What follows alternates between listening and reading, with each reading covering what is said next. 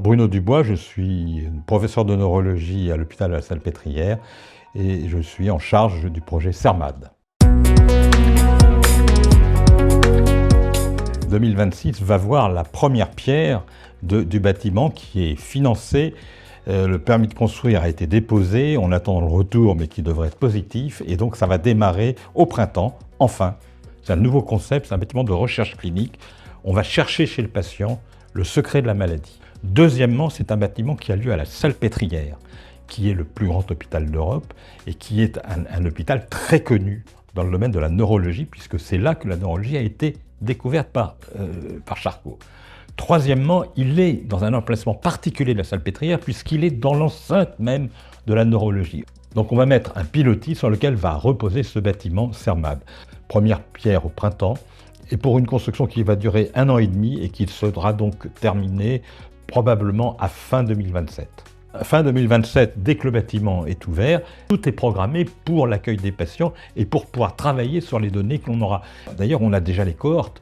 Les cohortes, on les suit ici, mais on va pouvoir les transférer et élargir la base de données avec, bien sûr, une ouverture beaucoup plus importante et dans le nombre de sujets qui va être suivi et dans la possibilité de stocker l'information. On aura aussi tous les patients des centres de référence nationaux, puisque nous avons ici 13 centres maladies rares sur les maladies neurodégénératives qui sont des centres nationaux. Alors, quelles sont les maladies qui vont être suivies au CERMAD? D'abord et surtout la maladie d'Alzheimer, puisque ce bâtiment a été financé par des mécènes qui voulaient qu'on y réalise des recherches spécifiquement sur la maladie d'Alzheimer. Mais il y aura aussi, très probablement, des recherches sur d'autres maladies, notamment la maladie de Parkinson, la sclérose en plaques. On a bouclé le financement de départ pour la construction du bâtiment. Mais on va avoir besoin d'argent pour les bases de données et aussi, bien sûr, pour les laboratoires.